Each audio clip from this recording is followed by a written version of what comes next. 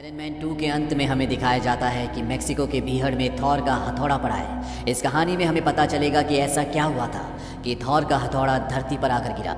इस कहानी की शुरुआत में जेन फॉस्टर को दिखाया जाता है, जो कि एक वैज्ञानिक है। वो अपनी टीम के साथ होती है और तभी उन्हें आसमान में चमकती हुई बिजलियाँ दिखाई देती है। और जब उनकी गाड़ी एक बाउंडर से होकर गुजरती है, तभी उनकी गाड़ी से एक आदमी टकराता है। वो बाहर आकर देखते हैं तो उस आदमी ने कोई कपड़े नहीं पहने होते। वो उसे कपड़े देते हैं और ये आदमी और कोई नहीं बल्कि थॉर होता है। यहाँ से कहानी जाती है 21वीं शताब्दी से सीधा 10वीं शताब्दी में, जहाँ पर कुछ फ्रॉस्ट जाइंट्स को दिखाया जाता है जो धरती पर कब्जा करना चाहते हैं। ये फ्रॉस्ट जाइंट्स योथनहाइम प्लेनेट से यहाँ पर आए हैं। दरअसल इस पूरी कहानी में 9 अलग अलग दुनियाएं दिखाई गई हैं। जिस तरह से हम 9 ग्रहों के बारे में जानते हैं, उसी तरह से इस दुनिया में भी 9 अलग दुनियाएं यानी कि 9 अलग ग्रह हैं, जिसमें से एक योथनहाइम भी है। योथनहाइम का राजा बाकी 8 दुनियाओं पर 8 ग्रहों पर अपना कब्जा करना चाहता है, जिसकी शुरुआत वो अर्थ से करता है। यहाँ पर अर्थ को मिडगार्ड के नाम से जाना जाता है, पर इससे पहले कि वो अर्थ पर अपना कब्जा कर दे, उनसे मुकाबला करने के लिए एसगार्ड के राजा आ जाते हैं। एसगार्ड इन 9 प्लैनेट्स में सबसे शक्तिशाली है, जहाँ के लोग हजारों साल तक जीते हैं और अर्थ के लोग इन्हें देवता मानते हैं। अब यहाँ पर जो एसगार्ड के राजा है, जिनका नाम ओडिन है, उनके बीच में और योथनहाइम के राजा जिसका नाम लोफी है, उन दोनों के बीच में घमासान युद्ध होता है। पर एसगार्ड के राजा ओडिन इस युद्ध में जीत जाते हैं। लोफी की यानी कि फ्रॉस्ट जाइंट्स की इसमें हार होती है और इस हार के बाद लोफी को वादा करना पड़ता है कि आज के बाद वो किसी भी दूसरी दुनिया पर हमला नहीं करेगा।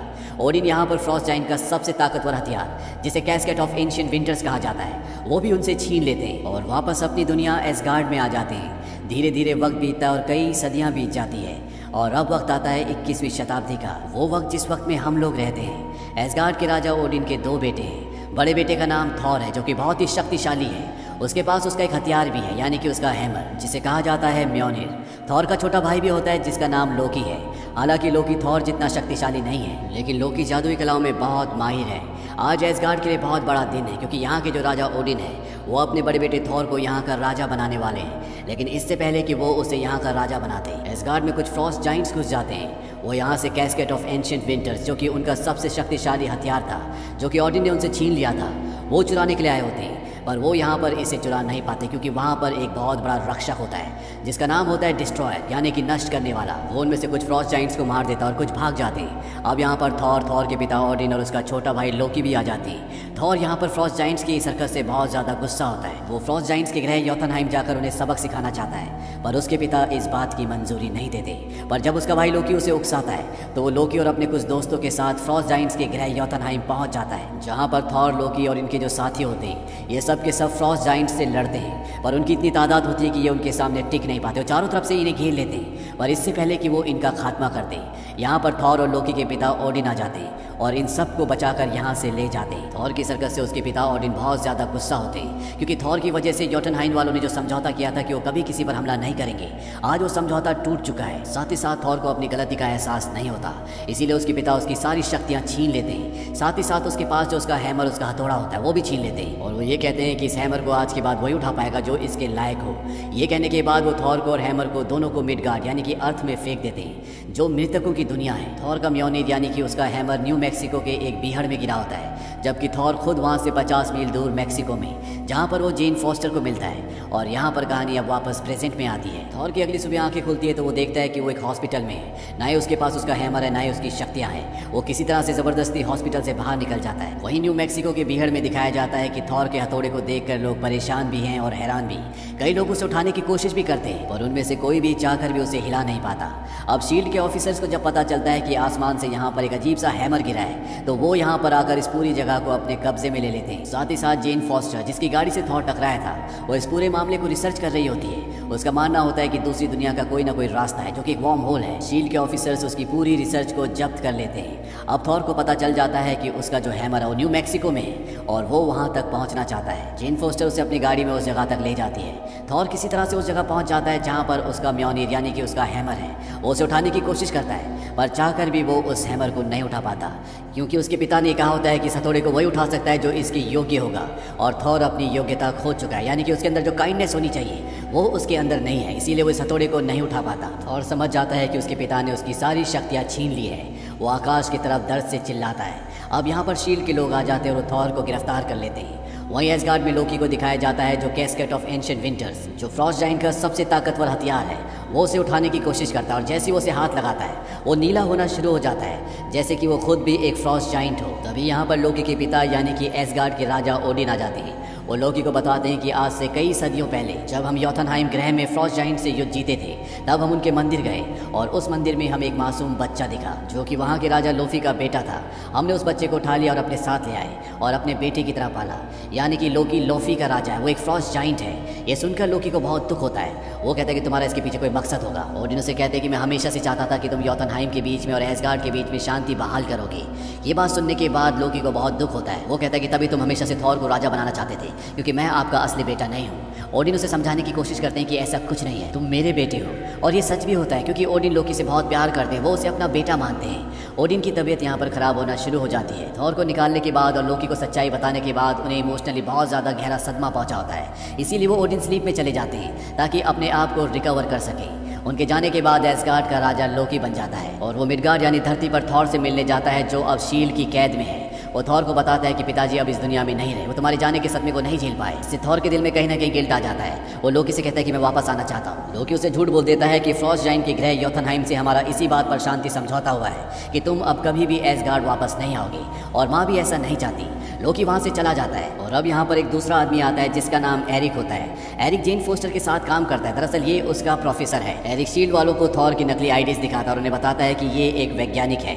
हालांकि शील्ड वालों को पता चल जाता है कि ये आईडीज नकली हैं, लेकिन फिर भी वो थॉर को छोड़ देते हैं। इसके बाद ये दोनों के दोनों जेन फोस्टर के पास पहुंच जाते हैं। धीरे धीरे जेन फोस्टर और थॉर की दोस्ती गहरी होना शुरू हो जाती है। इन दोनों को एक दूसरे से प्यार हो जाता है।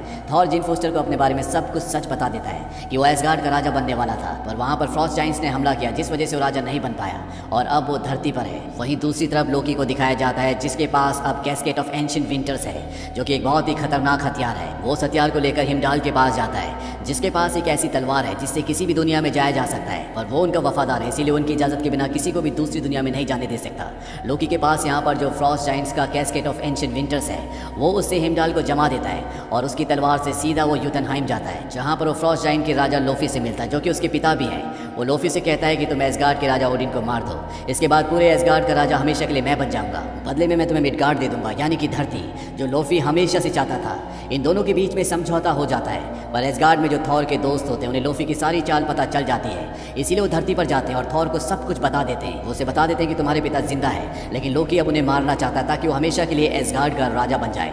थॉर को इस बात से बहुत गुस्सा आता है। वहीं एसगार्ड में लोकी को पता चल चुका है कि थॉर के दोस्त उसे सब कुछ बताने के लिए चले गए। इसीलिए यहाँ पर जो डिस्ट्रॉयर होता है, यानी कि नष्ट करने वाला एक शैतान, वो उसे धरती पर थॉर और उसके साथियों को मारने के लिए भेज देता है। डिस्ट्रॉयर अब धरती पर आ चुका है, उसके सामने थॉर और उसके साथी है। वो उन सब पर हमला करता है। डिस्ट्रॉयर इतना शक्तिशाली होता है कि थॉर का कोई भी साथी उसके सामने टिक नहीं पाता।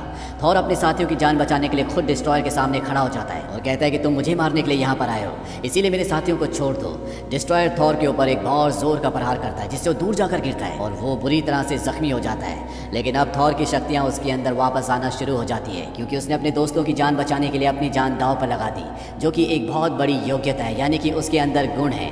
इसीलिए अब उसकी पावर उसके पास आ जाती है। साथ ही साथ उसका हथौड़ा, जो कि न्यू मैक्सिको में होता है, वो भी उसके पास आ जाता है और अब वो डिस्ट्रॉयर का मुकाबला करता है और उसे पूरी तरह से हरा देता है। वहीं दूसरी तरफ एसगार्ड में दिखाया जाता है कि लोकी वहाँ पर लोफी को ले आया है, जो कि योथनहाइम का राजा है, ताकि वो यहाँ के राजा ओडिन को मार सके। और जब लोफी ओडिन को मारने वाला होता है तो ओडिन की आंख खुल जाती है, पर इससे पहले कि वो ओडिन को मारता, लोकी खुद लोफी को मार देता है। उसने ऐसा इसलिए किया होता है ताकि ओडिन उसे अपना लायक बेटा समझे और एसगार्ड का राजा बना दे। वहीं धरती पर थॉर को दिखाया जाता है, जो एसगार्ड आने की कोशिश करता है, पर हाइमडाल पूरी तरह से बर्फ में जमा हुआ है, इसीलिए वो रास्ता नहीं खोल पाता। और जब थॉर उसे आवाज़ देता है तो वो अपने आप को बर्फ की कैद से छुड़वा लेता है और थॉर और उसके साथियों के लिए यहाँ एसगार्ड का रास्ता खोल देता है। थॉर उस कक्ष में जाता है जहाँ पर लोकी है। लोकी और थॉर के बीच में युद्ध शुरू हो जाता है। यहाँ पर लोकी का अगला प्लान ये होता है कि वो योथनहाइम के सभी फ्रॉस्ट जाइंट्स को मार दे, ताकि उसके पिता ओडिन उसे अपना लायक बेटा समझे और उसे एसगार्ड का राजा बना दे।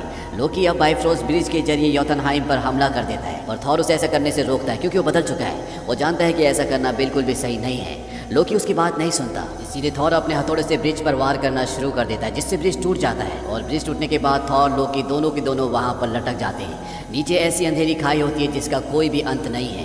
ये दोनों नीचे गिर रहे होते हैं, पर तभी यहाँ पर राजा ओडिन आ जाते हैं, जो नींद से जाग गए होते हैं। वो थॉर को पकड़ लेते हैं और थॉर को पकड़कर लोकी भी लटका होता है। लोकी अपने पिता ओडिन को कहता है कि मैं कर सकता था पिताजी, आपके लिए, हम सब के लिए। उसके पिता ओडिन कहते हैं कि नहीं। लोकी समझ जाता है कि उसके पिता उसकी पूरी चाल समझ गए हैं, इसीलिए लोकी के चेहरे के भाव बदलना शुरू हो जाते हैं। थॉर समझ जाता है कि वो उसे छोड़ने वाला है। वो लोकी को ऐसा करने से मना करता है, लेकिन लोकी उसे छोड़ देता है और अंधेरी की दुनिया में कहीं खो जाता है।